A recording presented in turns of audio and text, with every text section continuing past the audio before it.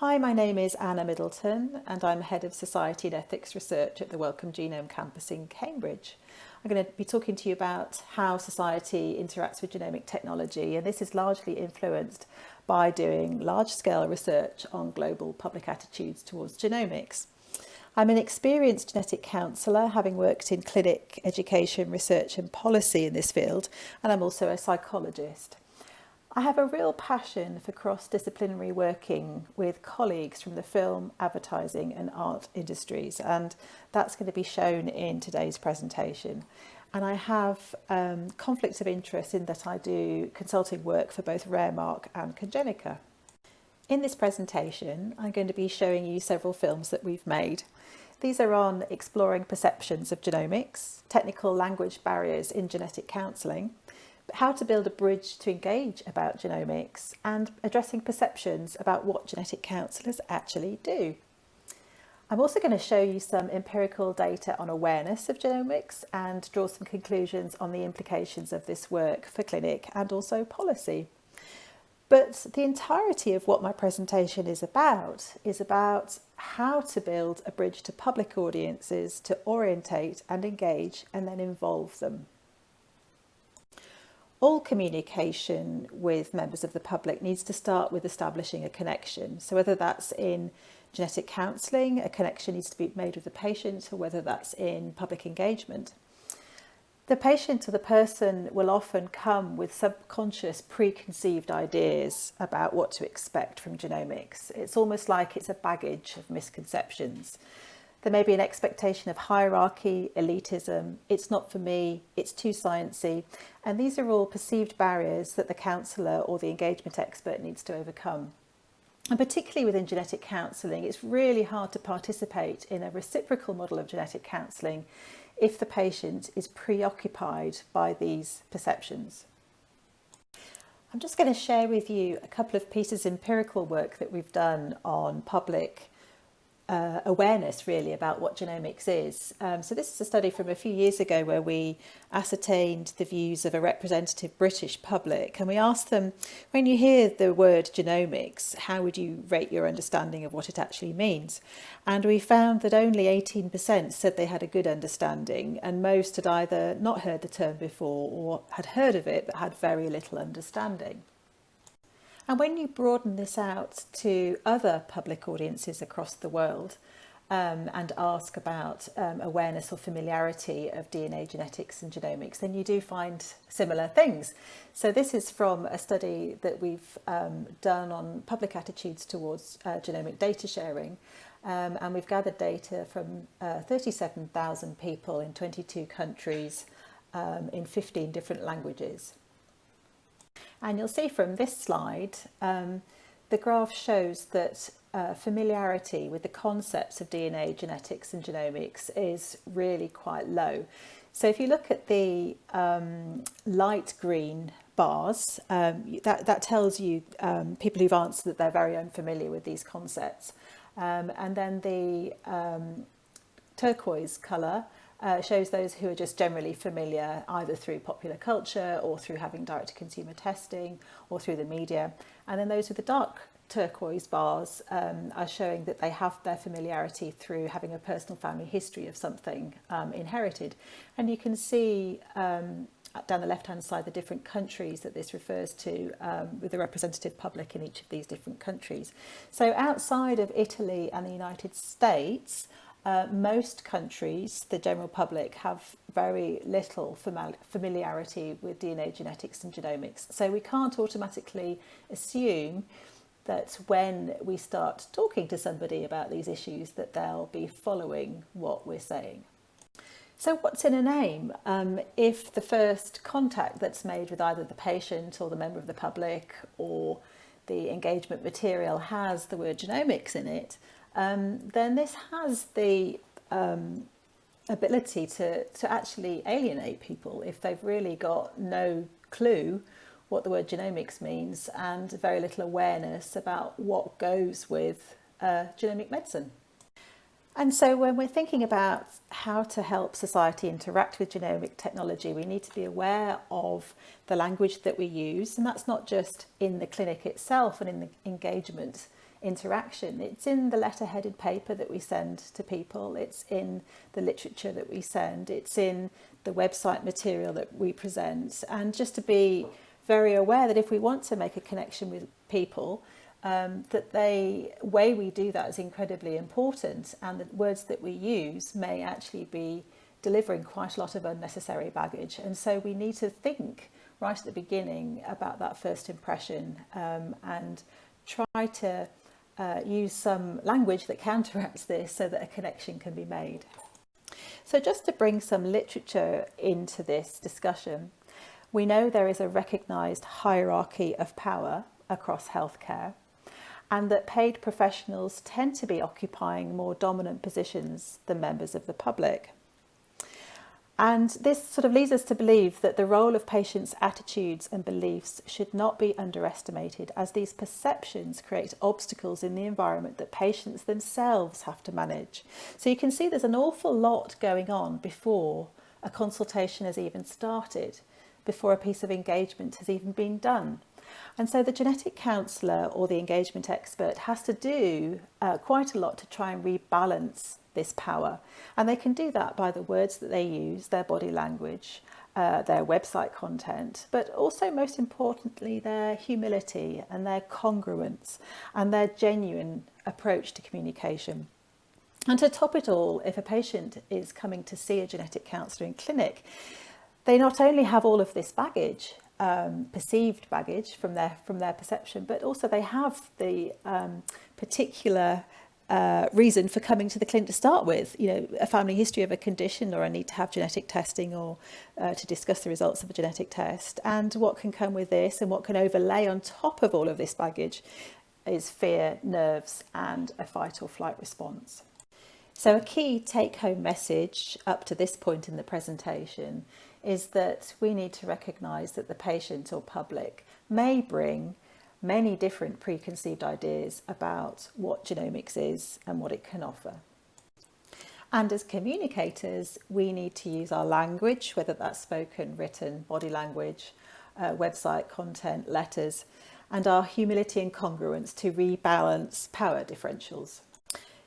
So moving on to specific language barriers in the clinic, I've noticed genetic counsellors and also public engagement experts will fall back on a communication pattern that they just get used to regularly using without noticing or checking if people are actually following.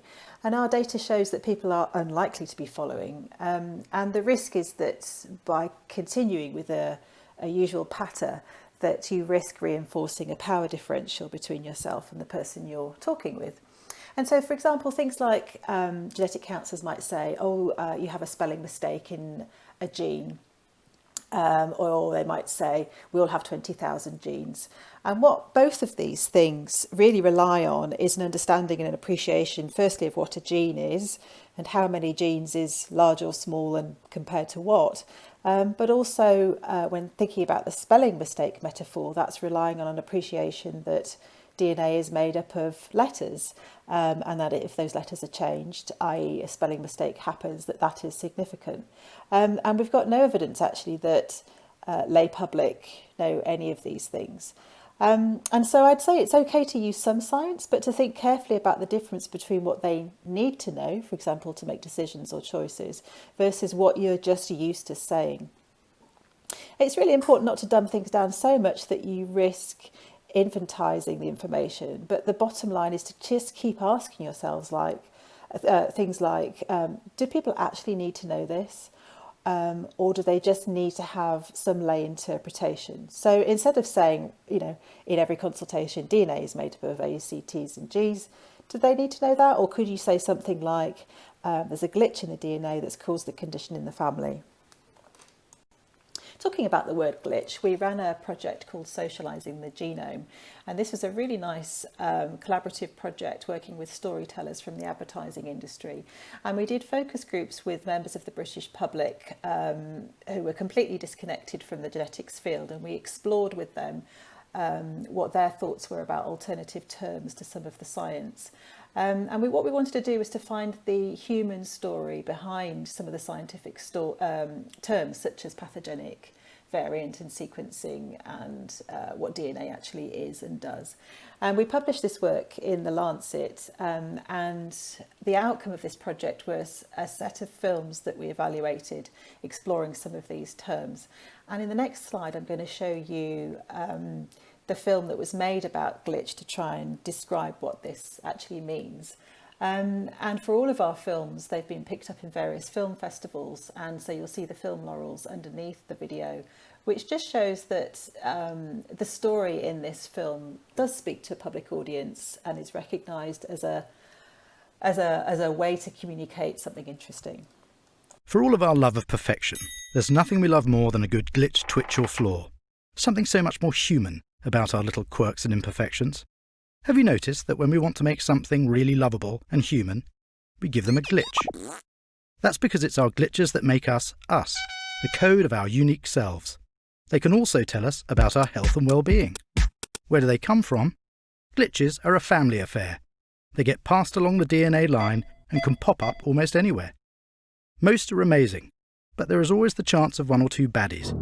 A few glitches can cause trouble all by themselves. Others only get tricky in bad company. And some are all mouth and trousers, big threats and not much else. Good or bad, our glitches have a part to play in everything from our intelligence to our heartbeat. So, if you ever wanted to know a bit more about your glitches, your DNA would be a great place to start. We started the Socialising the Genome project back in 2015, and from that time onwards we did a lot of presentations and media around the need for genomics to be socialised so that everyday people could feel it related to them and not just the scientists and healthcare experts. The project was done for Genomics England, and at the time we were delighted that our terminology made it into the introduction to the Chief Medical Officer's Generation Genome Report.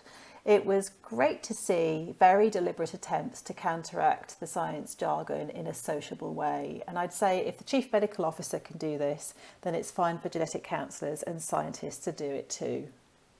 Now, I'm not suggesting that we own or have any level of copyright over the term glitch, but I am really delighted to see that in popular culture and in media and in other resources that are out there, glitch has very easily translated into the genetics communication world. And this is really just validation that this socialising of the concepts is acceptable, and it actually works. It helps to communicate the concepts easily and simply.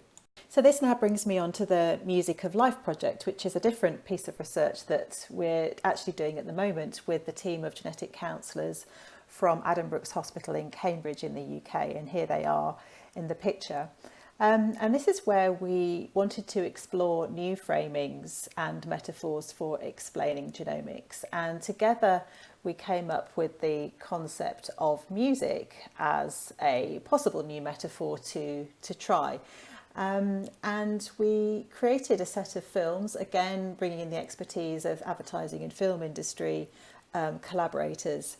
And these films are now being used in the genetic counselling clinic to explain really basic concepts about dominant inheritance, recessive inheritance, what de novo is, what pathogenic variant is, the outcomes of a genetic test. And I'm going to show you on the next slide one of the films. This is called What is a Gene? And this is the introduction film. And it really aims to just, again, socialise the concepts, make them approachable, easy to understand for everybody. That's the aim of this piece of work, and we're gathering data at the moment whether they actually work or not.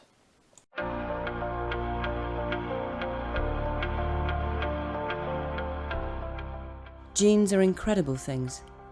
To understand what genes are and how they work, it sometimes helps to imagine them as something we know. So next time you think genes, think music in all its wonderful, endless variety. Genes are like songs made up of DNA notes, and chromosomes are like the albums containing songs. Like music, our genes can impact every aspect of our lives. sometimes in obvious ways and sometimes in ways we don't realise. Like our music collections, everyone's genes are different. It's how they're brought together that makes us us. And like our musical taste, our genes are a mixture of what we inherit from mum and dad, as they did from our grannies and granddads. And sometimes we discover something entirely new and uniquely our own. So the next time you hear about genes, think music and see where that takes you. So the take-home message up to this point in the presentation is really to suggest that you take a leap of faith and have the confidence to break out of your usual medical models of communication. Avoid using the set pattern that you're used to using and learn from how communication is done in the media, popular culture and outside of science. We're now going to move on to showing how we've built a bridge to public audiences to engage them in research. So this is the Your DNA, Your Say study gathering public attitudes from across the world towards genomics and genomic data sharing. And here is the survey translated into various different languages. We have 15 different translations from around the world. And we sit films in the survey, and the films are there to orientate, engage, take away the hierarchy, give the messaging that if a child can understand this, it's easy to understand, this is for you. And the films we worked very hard on to try and explain genomics, but without using the word genomics. We knew from our previous research that more people have heard of DNA than genomics or genetics, and so we used the word DNA information for genomic data. And so in the next slide, I'm going to show you one of the films that sits in the survey, and it helps to keep people engaged in the survey attached to it, and hopefully enjoying participating, giving their views. There's a lot of personal stuff about us online. Ah, my school photo. I can see my maths results here. And here's my family tree. Medical information can also be online. Doctors save symptoms on the computer. It's all stored securely. DNA information can be online too. DNA can tell us about our health. This person's DNA, found in her saliva, is very similar to her relatives. Does that make it special? Here's all the information we need to collate. Time to put it somewhere safe. And if these shelves are inside a computer, this is where I'd keep them. The information is all electronic. Some databases are public and available to anyone. Some databases need authorization and a key. What if your DNA and medical information was in an online database?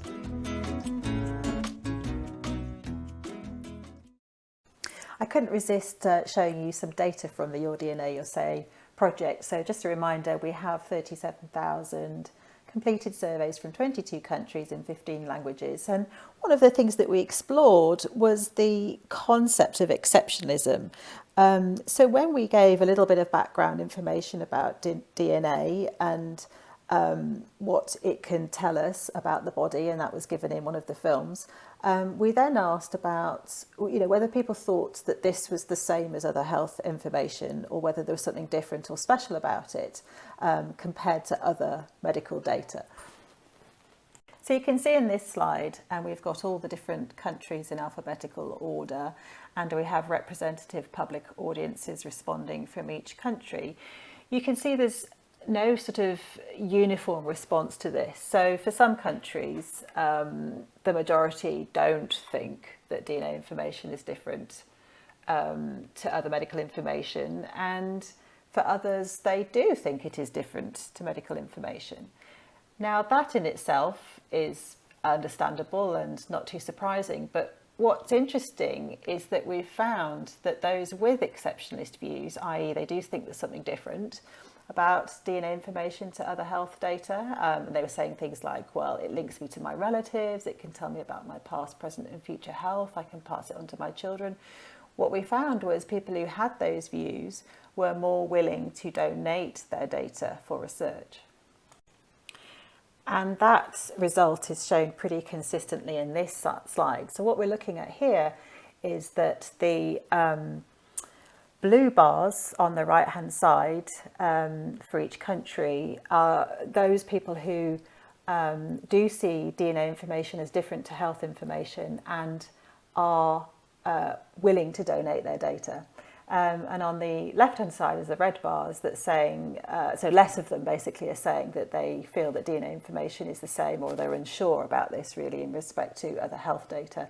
So there's a definite association with willingness to donate data. And so that sort of tells us something about how this information could be framed when talking about participating in research. One could offer some information in a helpful way to explain that DNA information does tell us interesting and different things to other sorts of health data. So within this presentation so far, we've discussed some of the perception barriers that might play a part in disrupting the genetic counselling consultation. We've talked about some of the specific language barriers in clinic, and we've also talked about the necessity to build a bridge to public audiences to engage them in research, but also conversations about genomics. And then I wanted to finish with a recognition that just the title genetic counsellor, of course, as we all know who are genetic counsellors, has the ability to confuse patient audiences as to what it is that we actually do. And so within our filmmaking repertoire, we particularly wanted to do something to address this. And so when I was chair of the Association of Genetic Nurses and Counsellors, which finished last year, we wanted to create a series of filmed resources of genetic counsellors talking in their own voice about what has touched them about working with patients. And so the final film I want to show you is a montage of different genetic counsellor voices talking about their experience of being a genetic counsellor. Heart-wrenching cases stay with me, even though I haven't practiced clinically for quite a while now. Thinking about a complex case was a lady who came to me who had a neurological condition in the family. She was at risk of carrying and developing symptoms of later on. A case I remember very well was a case of a young man who wanted testing for Huntington's disease. He was well, he had no signs of the condition, but his father had it. A difficult case that comes to mind was a couple who had conceived and the pregnancy was going along fine, but then quite late in the pregnancy during one of the scans some abnormalities were noticed. This patient of mine was coping not only with his own terminal diagnosis and the knowledge that he wasn't going to be around for his children, but wanting to be part of and support the knowledge around their genetic status and their risk of carrying the same gene as him. Testing diagnosed a rare recessive condition which was really very serious, and so the couple made the really difficult decision to terminate that pregnancy. It was quite late in the pregnancy. He was a young man on the threshold of the rest of his life. He was taking a major opportunity to do with his work.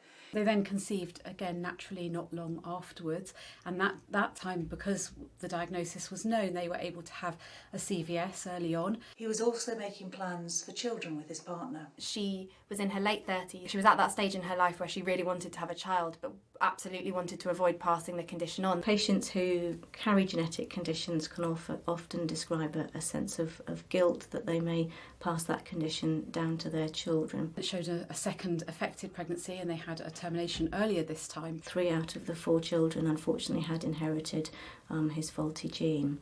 Having gone through 2 really traumatic terminations, one late and one early, they were considering whether they would want to then go down the route of PGD, which would take them out of the scenario of having to have prenatal diagnosis and termination, but would put them into a situation of having to go through IVF, even though they were fertile and didn't really like the idea of medicalising things that far. The children got to an age when they were old enough to hear about the gene and to start to understand that they needed screening for a condition that in fact meant that they had lost their father at a very young age. I saw him twice, and we spent a lot of that time talking with him and his partner about the reality that their lives together might end up with her caring for him. Seeing her go through all those hosts of emotions, dealing with firstly the chance of having this condition herself and the effect that has on a person and their life, their job, their friendships with people. Sadly, the result was not what either of us wanted.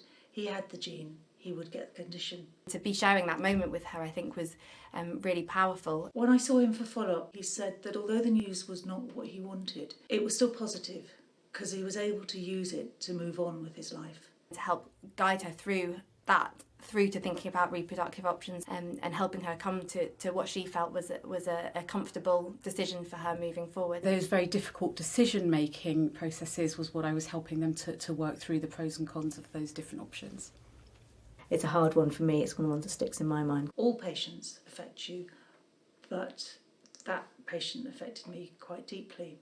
While we may say from a guideline point of view that's a straightforward situation, you have a gene test, you go for screening, the reality for families is very different.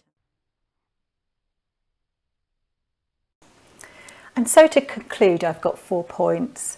It's really important to recognise that patient and public audiences may have their own preconceived ideas about what genetics is. And this is enough, and we have evidence for it, to create power differentials.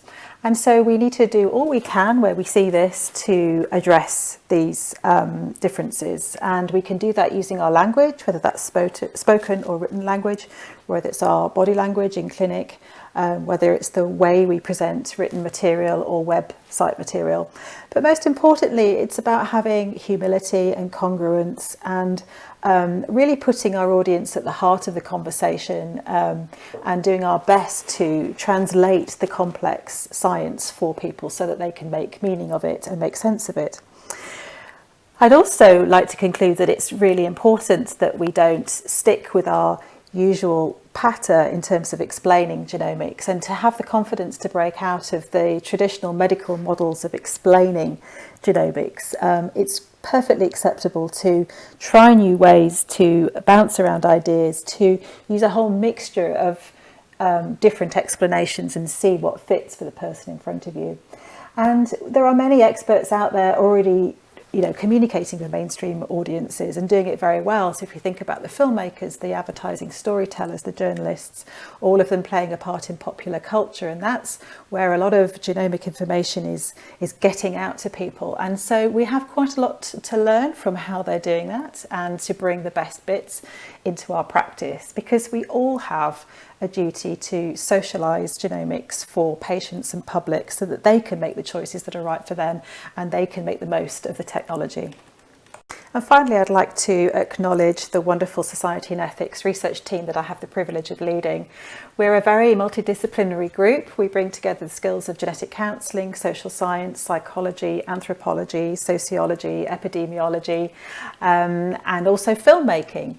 And it's this eclectic mix that helps us to do the research that we do to really try and understand how to communicate well with patients and public audiences and to work out the impact of genetic technology on people.